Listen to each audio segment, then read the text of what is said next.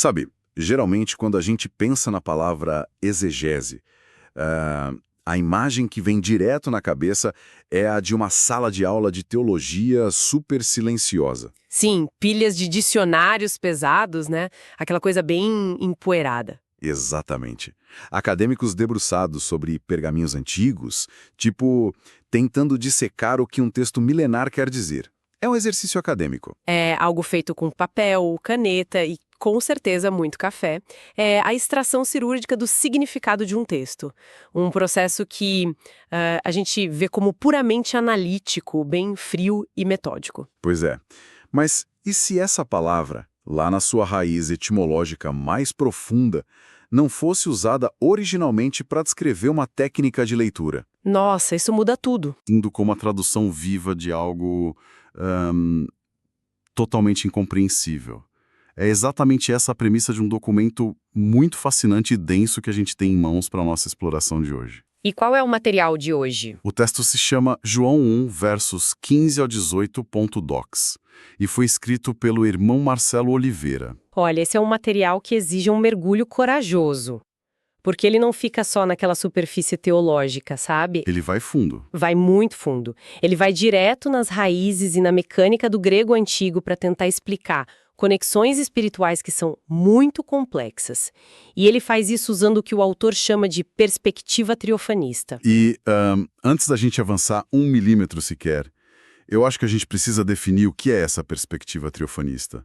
Só para quem nos escuta não ficar totalmente no escuro. Com certeza, é super necessário. Pelo que o documento apresenta, essa visão sugere que a divindade se manifesta em 3 dimensões distintas, é isso mesmo? Isso, exatamente isso.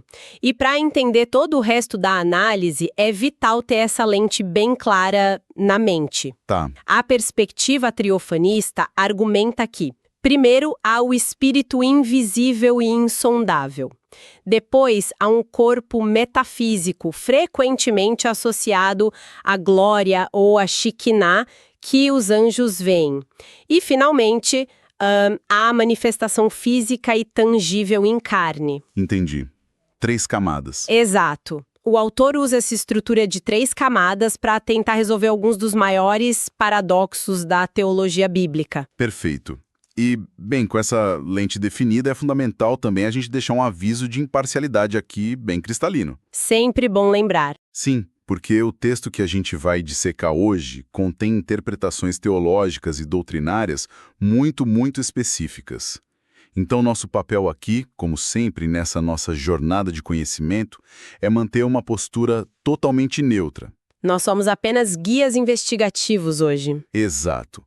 A gente vai relatar, vai debater e explicar o como e o porquê das ideias do autor. Tudo isso sem endossar, julgar ou tomar partido de nenhuma crença religiosa. Sim, o nosso objetivo aqui é puramente intelectual e linguístico. E a beleza desse tipo de análise está exatamente em observar a arquitetura do pensamento. É quase uma engenharia reversa, né? Sim. É fascinante ver como uma visão de mundo tão grandiosa pode ser construída literalmente a partir da escolha de uma preposição ou tipo do tempo verbal de uma palavra escrita milhares de anos atrás. O que inclusive nos leva ao primeiro grande choque do texto. O documento não perde tempo e já lança um paradoxo temporal que, olha, dá um nó no cérebro. Dá mesmo. Pense na seguinte situação: como é que alguém que vem depois na sua linha do tempo pode, de alguma forma bizarra, ter existido antes do momento em que o próprio tempo começou? É uma quebra total da física. Sim. E da cronologia. E é essa quebra que o autor encontra logo de cara no Testemunha de João Batista. E a mecânica de como o autor explica isso depende inteiramente do peso de 2 palavras gregas bem específicas. Palavras usadas para descrever a atitude de quem está falando lá no texto original. Quais palavras? Ele foca em martuere e kraugason. Mas, espera um pouco. Por que focar logo nessas 2 palavras? Digo, se o problema é uma anomalia gigantesca na linha do tempo, por que o autor se importa tanto com os verbos de ação de quem está só anunciando essa anomalia? Porque a forma como a mensagem é entregue acaba validando o absurdo da própria mensagem. Como assim? Veja bem, a palavra marturei não significa apenas dizer algo casualmente. Ela deriva da raiz para testemunha. Ah, então tem um peso legal. Exatamente.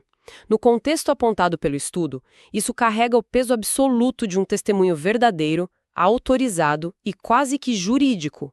É como se João Batista estivesse depondo num tribunal cósmico, Nossa, que imagem forte. né? E a outra palavra, kraugason, é um particípio presente que se traduz como clamar ou gritar. Então não é um sussurro. Longe disso, não é um sussurro filosófico num canto escuro. É uma proclamação enfática em praça pública. O mensageiro está basicamente forçando o mundo a ouvir uma quebra na lógica da realidade. E isso prepara o terreno direitinho para a quebra-lógica em si. O texto original relata essa testemunha dizendo que aquele que vem atrás de mim, ou depois de mim, que no grego o autor identifica como opisumou, Sim, opisumou. estava antes de mim, ou à minha frente, que é emprostenmou. E o texto ainda adiciona que essa figura tem uma superioridade anterior, protosmou. É muito grego misturado com um paradoxo temporal. Totalmente. Vamos analisar isso com calma porque é muita informação. Para tentar visualizar essa bagunça cronológica, a melhor analogia que me ocorre é a de assistir a um prequel no cinema. Um prequel. Como assim? Pense bem, um personagem principal aparece num filme que foi lançado nos cinemas hoje. Ou seja, na nossa linha do tempo de espectadores, ele vem depois, ele acabou de chegar na franquia. Tá, faz sentido. Mas a história de origem, a essência desse personagem, antecede todo o universo do filme que a gente já conhecia. A essência dele já existia lá atrás, antes do relógio daquela franquia começar a bater. Olha, essa é uma ponte excelente para o argumento principal do documento. O irmão Marcelo Oliveira resolve esse paradoxo, separando a chegada física da pré-existência espiritual. Usando aquela lente triofanista. Exato. Na lente triofanista que a gente definiu no início, a pessoa física de Jesus é o Filho criacional, aquele que entra no palco da história humana num momento muito específico que vem depois. Tá, e a essência? A essência é o Espírito Eterno, o Logos. E esse Logos não obedece ao tempo, ele é pré-existente e atemporal. Mas sabe o que mais me chamou a atenção na análise gramatical dessa parte toda? Foi o uso de um particípio presente passivo. A palavra o erchomenos. Ah, o que vem. Isso. E aqui eu confesso que fiquei travado na leitura. Porque, pensa comigo, se a gente está falando de algo que tem uma origem antes da fundação do universo, lá no passado mais remoto possível, por que o texto original usaria um particípio presente? Tipo, usar o tempo presente para descrever um evento de origem passada não quebra as regras mais básicas da gramática. E essa é exatamente a genialidade que o autor do estudo quer destacar. A gramática está quebrada totalmente de propósito. Sério? Sim, a escolha desse tempo verbal subverte a ordem cronológica humana deliberadamente. O que é fascinante aqui é que dizer o que vem, no presente contínuo, coloca essa chegada atemporal num estado de movimento eterno. Um movimento que está sempre acontecendo. Exatamente. Está sempre invadindo a nossa realidade. Não é um evento que ficou preso lá no passado. A eternidade espiritual, segundo a tese do autor, simplesmente não cabe no nosso relógio de pulso. Certo. Então, se a gente estabeleceu quem é essa figura que distorce o tempo, esse personagem cósmico, do prequel que invade o presente, a grande pergunta que fica para quem acompanha a análise é: o que acontece quando essa eternidade colide com a vida diária? E aí que entra o impacto prático da coisa. Pois é. O documento argumenta que isso gera uma espécie de ciclo infinito e introduz a palavra pleroma. Pleroma é um daqueles termos teológicos que parecem carregar o peso do mundo nas costas. Uma palavra densa, né? Muito. Significa plenitude ou completude total. O estudo indica que isso não é só uma característica descritiva, mas é o próprio reservatório de onde a divindade emana. E é desse reservatório infinito que surge uma das expressões gregas mais poéticas que o texto disseca: charis anti-charitus. Sim, que o autor traduz como graça sobre graça, ou graça em lugar de graça. Graça sendo definida aqui como um favor que, nos fez nada para merecer. Mas a engrenagem principal dessa frase toda, segundo o material, é aquela pequena preposição, o ante. É nela que mora o segredo. Porque na matemática ou na lógica comum do dia a dia, nós pensamos em adição, né? Uma graça mais outra graça. Exato, acumulando. Mas o grego ante frequentemente traz uma ideia de substituição, de sucessão e de continuidade ininterrupta. O que me faz descartar completamente qualquer ideia estática. Não é como ter uma conta poupança num banco. Uma conta poupança. É tipo onde você deposita um favor divino e ele fica lá paradão, acumulando poeira espiritual. A imagem que me vem com muito mais força lendo isso é a das ondas quebrando numa praia. Ah, entendi. Imagine a areia como sendo a nossa vida diária. A água é essa graça. Uma onda vem, lava a areia, limpa tudo e, antes mesmo que a água recue totalmente, a próxima onda já está quebrando por cima dela. Substituindo a água anterior.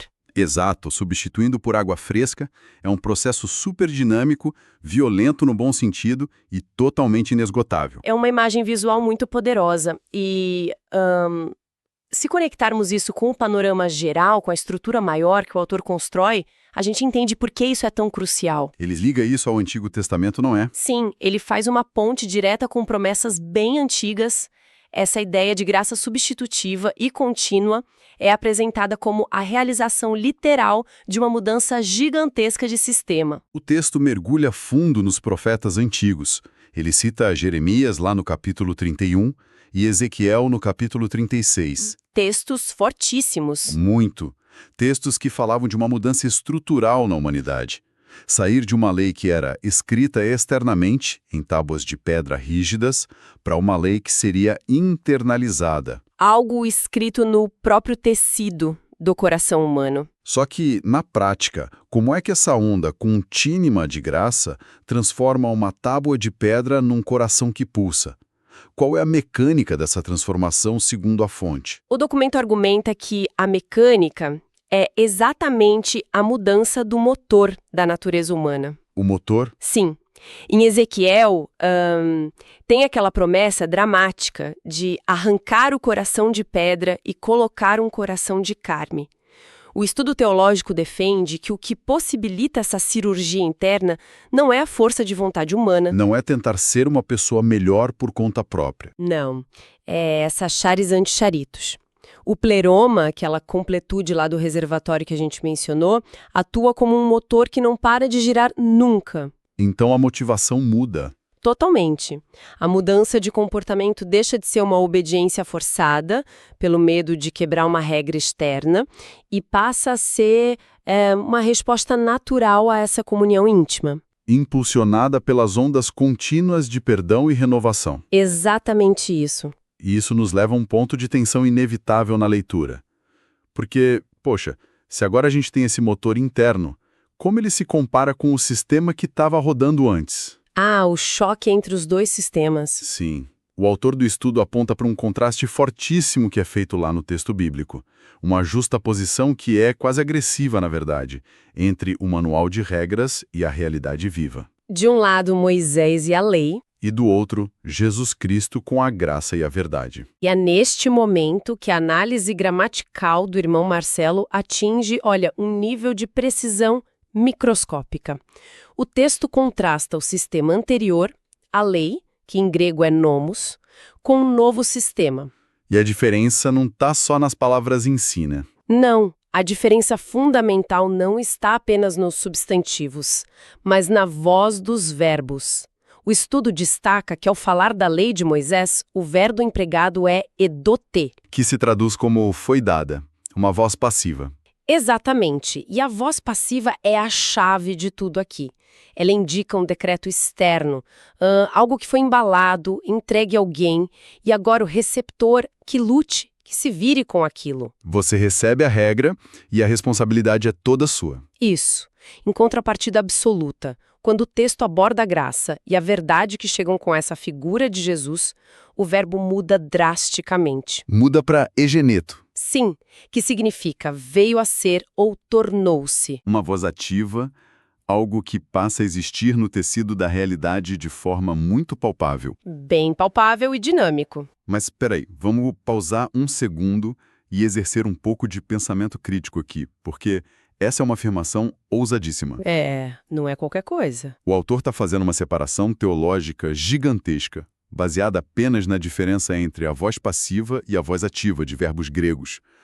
Será que isso não é, sei lá, forçar a barra da gramática antiga? É uma dúvida válida. Porque, ao fazer esse contraste tão incisivo, o material quer dizer que a lei de Moisés era inútil, que era ruim ou defeituosa. É uma objeção muito natural e super comum, mas o documento esclarece bem esse raciocínio. O ponto do autor não é afirmar que a lei era um defeito de fabricação ou algo ruim. Tá. O sistema do Nomos era moral, era legal e era essencial para o seu tempo. A questão levantada não é sobre o que é bom versus mal. Mas então é sobre o quê? É sobre estático versus vivo. É uma evolução, entende? Certo, entendi. Seria a diferença entre receber um manual de instruções impecável, perfeitamente escrito, mas que você tem que ler e tentar executar tudo sozinho? Sim, e a alternativa seria ter o próprio engenheiro que projetou a máquina caminhando ali do seu lado, guiando ativamente onde a mão deve ser colocada. Ah, que analogia fantástica. Né? O verbo ativo geneto defende que a graça não é apenas uma atualização do manual de regras. É o engenheiro encarnado andando e operando dentro da realidade humana. O que nos joga direto no problema final, e acho que o mais denso, da nossa exploração de hoje. Se esse engenheiro agora está caminhando fisicamente com a humanidade, como é que ele consegue nos fazer compreender algo que é infinito? O infinito não cabe na nossa cabeça. Nossa mente é finita. E é aqui que chegamos ao ápice do documento. O clímax do paradoxo visual. Aqui a coisa fica realmente interessante. Um paradoxo que começa logo com uma afirmação bem categórica do texto bíblico que diz: ninguém jamais viu a Deus. O que, logo de cara, parece uma contradição gigante, porque qualquer pessoa que já leu um pouco dos textos antigos sabe que lá no livro de Êxodo, a narrativa diz que Moisés viu as costas de Deus. E os anciãos de Israel também teriam visto a Deus lá no monte. Pois é. Como o autor do estudo resolve essa colisão frontal de narrativas? Tem alguém mentindo na história. Segundo o estudo, não há mentira nenhuma, mas sim níveis de manifestação. Lembra daquela perspectiva triofanista que a gente definiu bem no começo? Das 3 camadas. Isso, ela é a ferramenta que o autor usa a destrancar esse cadeado. O argumento é de que ninguém, absolutamente nenhuma criatura humana ou angelical, tem a capacidade de ver a essência divina invisível. O espírito puro. Exato. O Logos original é totalmente inacessível aos olhos. A fonte original. Intocável. Isso. O que os anjos conseguem contemplar, segundo essa lente, é o corpo metafísico do Pai, aquela glória ou Shekinah. E o que os humanos, como Moisés e os anciãos, viram naquelas ocasiões antigas Foram que hologramas. foram apenas manifestações físicas temporárias e bem limitadas que Deus permitiu só para aquele contexto específico. Foi só um vislumbre, entende? Não a essência. Mas, então, como a gente resolve a necessidade de compreender a totalidade de Deus se a gente nunca pode realmente vê-lo? É aí que o texto apresenta o conceito de monogênes. Que é geralmente traduzido como unigênito, certo? Certo. Mas a análise do autor vai muito além dessa ideia de filho único. Etimologicamente, monogênes aponta para algo que é único em sua espécie, algo totalmente incomparável em todo o universo. E aqui, olha, a argumentação biológica do documento me deixou perplexo, confesso. É a parte mais ousada do texto. Demais. O autor não fala apenas de uma exclusividade espiritual. Ele desce para a biologia. Ele cita teólogos para descrever o corpo de Jesus como o segundo Adão. E a afirmação é de que houve a criação de um ser humano a partir do absoluto nada. Cheirado no ventre de Maria, mas sem receber nada da biologia dela. O texto chega ao extremo de sugerir que esse corpo não herdou sequer o tipo sanguíneo da mãe. É um isolamento genético total. sim, é uma afirmação e tanto. Mas por que ir tão longe? Porque o autor precisa de um salto biológico tão radical assim para provar um ponto teológico. Porque, na lógica estruturada pelo autor, para que o finito pudesse compreender o infinito sem ser destruído no processo, o veículo físico precisava ser absolutamente puro. Sem nenhuma herança da falha humana lá do passado. Exatamente. O primeiro Adão corrompeu a linhagem. Logo, para expressar a imagem exata daquele corpo metafísico do Pai de uma forma tangível, era necessário um corpo físico e humano que fosse literalmente o único em toda a existência. O único da sua espécie. O único, o verdadeiro monogenês. O que nos traz de volta, num círculo perfeito, a primeira ideia da nossa conversa. Esse ser biológico incomparável realizou através da sua vida a ação descrita pelo verbo exegese, Que se traduz como revelou ou explicou intimamente. a raiz da nossa palavra exegese. Exatamente. Aquele corpo incomparável operava como uma ponte perfeita e definitiva. Não era mais uma lei passiva sendo lida num papel. Não, e nem uma manifestação temporária num monte coberto de fumaça. Era a própria divindade sendo traduzida em ações humanas, em lágrimas humanas, no toque humano. Uma exegese viva. O invisível sendo dissecado, traduzido e explicado inteiramente através do comportamento de uma pessoa caminhando na poeira do Oriente Médio. É uma visão belíssima. Nossa, que jornada mental impressionante esse material nos proporcionou hoje. Para recapitularmos o arco massivo dessa nossa exploração, a gente começou no Tribunal Cósmico. Decifrando aqueles verbos e particípios gregos que dobram a linha do tempo, né? Sim, fazendo o passado remoto colidir com alguém que acabou de chegar. Depois, passamos da física do tempo para a dinâmica do oceano. Explorando aquela charis anti-charitus, as ondas inesgotáveis de uma graça que substitui ativamente a anterior, o motor que troca a pedra pela carne. E aí nós vimos a lupa da gramática separando eras através da voz dos verbos. A diferença monumental entre um decreto estático que simplesmente foi dado e o impacto de uma realidade ativa que veio a ser. E terminamos dissecando a resposta complexa para aquele paradoxo de um Deus que ninguém viu, mas que foi biologicamente e teologicamente traduzido por esse segundo Adão incomparável. E, para você, qual o grande peso disso tudo? Olha, eu acredito que o maior insight que a gente pode extrair daqui, seja qual for a base de crenças de quem está ouvindo a gente agora, é perceber o poder aterrorizante e magnífico da linguagem. A linguagem molda tudo. Molda. A precisão com que esses textos antigos foram escritos revela uma sofisticação mental incrível. A percepção de que a simples troca de um tempo verbal passivo por um ativo pode ser a linha divisória entre viver sob um peso legal e experimentar uma revolução interior contínua. É impressionante. A linguagem realmente constrói os andames das realidades mais profundas da humanidade. A linguagem desenha os limites do mundo que a gente consegue habitar. E isso me deixa com um último pensamento, provocado justamente por essa metáfora brilhante do autor. O documento inteiro gravitou em torno dessa ideia imensa de que uma pessoa operou como a exegese viva do caráter de algo divino. Um conceito poético e bem pesado ao mesmo tempo. Muito. O que me faz pensar no plano individual. Imagine se virarmos a lente da palavra exegese para a nossa própria trajetória.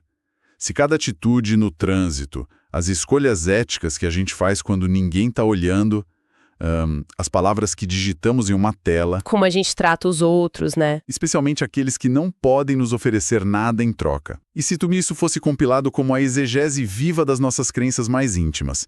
Se as pessoas ao nosso redor estivessem, neste exato momento, lendo as nossas atitudes diárias para decifrar o que a gente realmente valoriza? O que, exatamente, a leitura do texto da nossa vida estaria revelando para o mundo?